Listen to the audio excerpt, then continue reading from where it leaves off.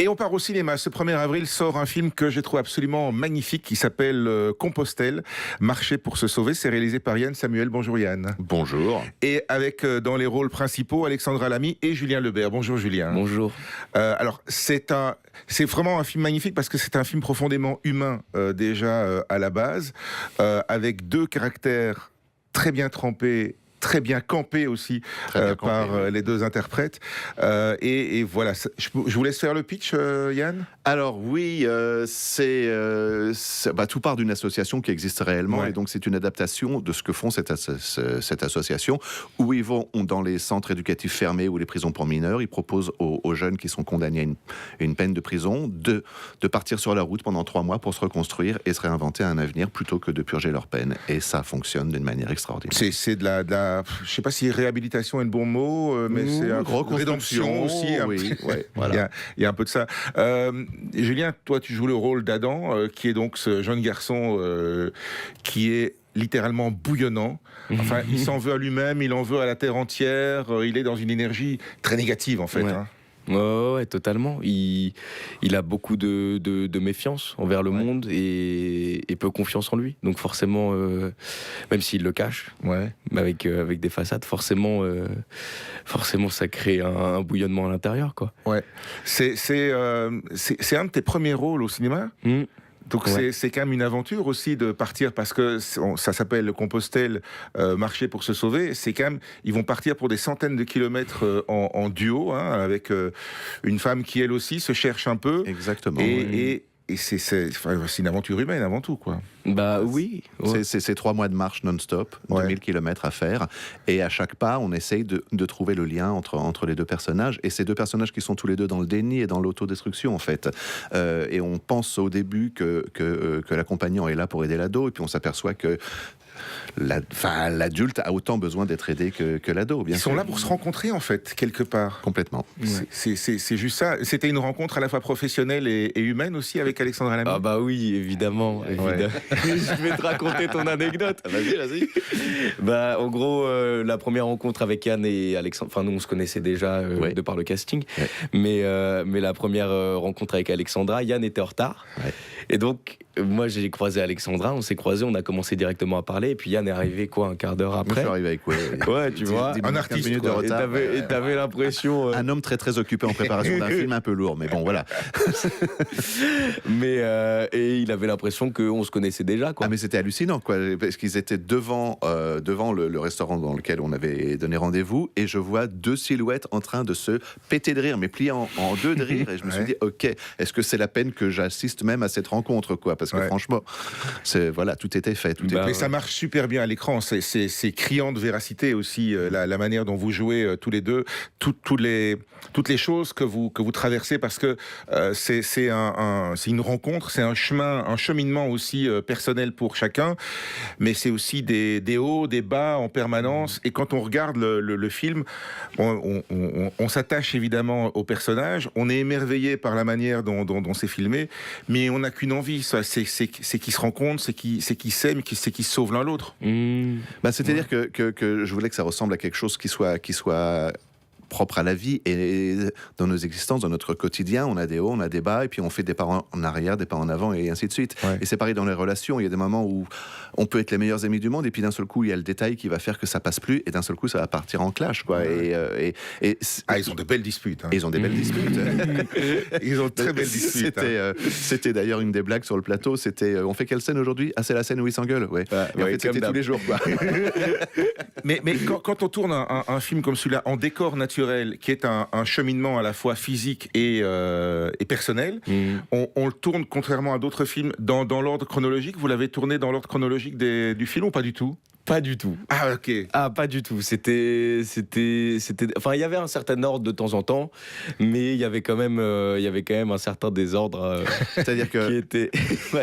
Au début, on est en ville, et donc il y a des passages qui sont en ville et qui se passent au début du film, au milieu et à la fin. Donc ces passages-là, on les a tournés d'abord.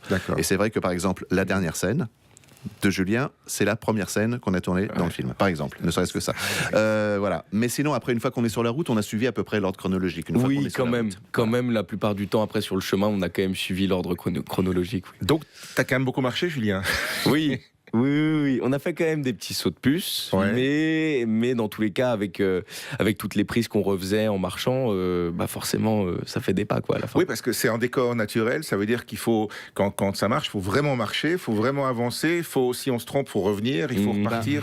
Pour citer qu'un exemple, puisque je voulais absolument des décors qui soient signifiants et que les personnages soient inclus dans le décor ou au contraire minuscules dans un décor immense, il y a un décor à un moment, pour ceux qui iront voir le film, où il rencontre un chien. Voilà. Ce décor, j'y tenais énormément. Voilà.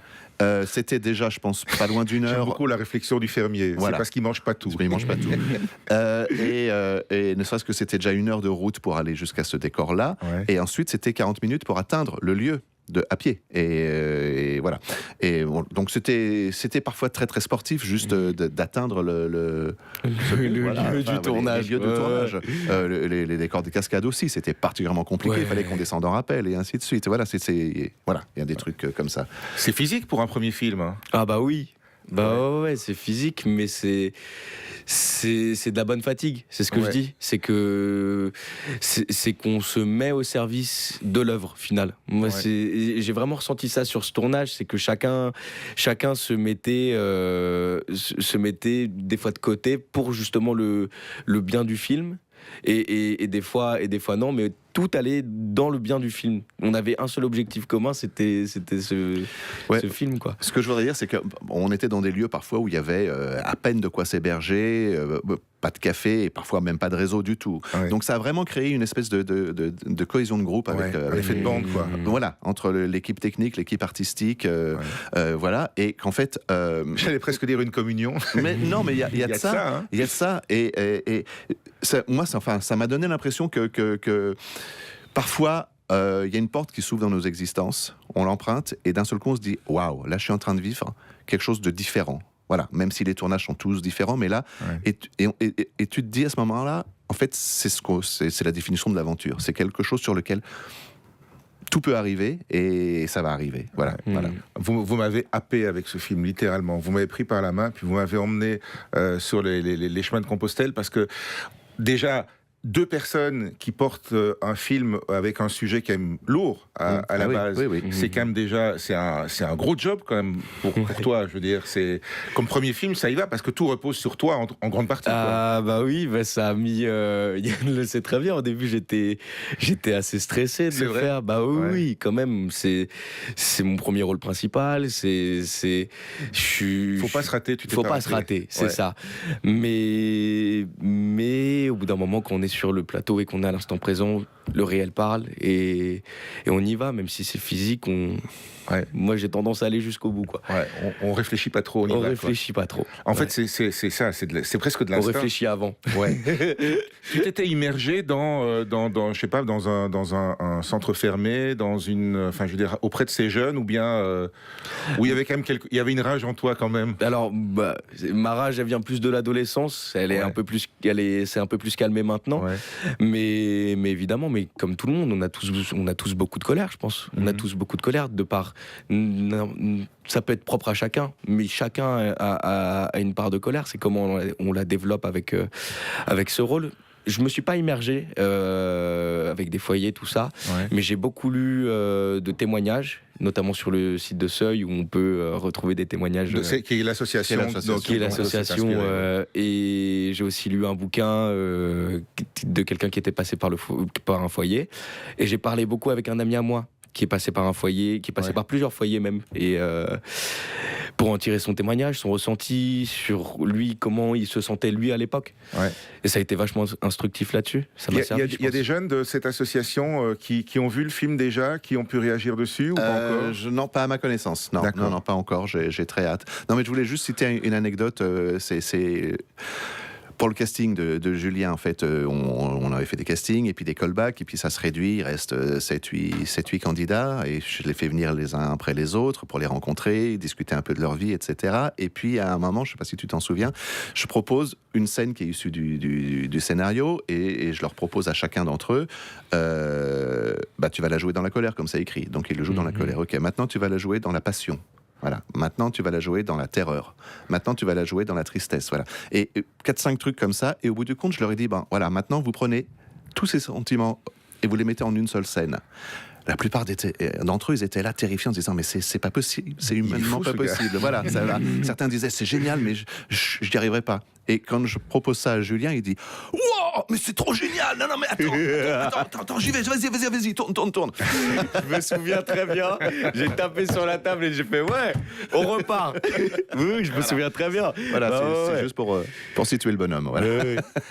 Il y a des scènes aussi magistrales. Là, c'est au réalisateur que je parle, qui sont, j'imagine, tournés au drone. Il y a des paysages qui sont. Oui, le drone a une très grande importance. C'est phénoménal. Ouais, le drone a une très grande importance parce que oui, c'est un film où il faut être à la fois humble et donc parfois être juste comme ça sur les comédiens, et puis d'autres où il faut au contraire les incorporer dans le décor. Il fallait que les décors soient signifiants par rapport au cheminement intérieur des personnages, quoi. Donc le plus gros de la préparation, ça a été le repérage. Ouais. Il y a des scènes clés. On peut pas tout raconter parce qu'il faut pas déflorer le film. Il ne faut pas. Et surtout pas dire comment ça se termine, parce que chacun doit faire son chemin aussi.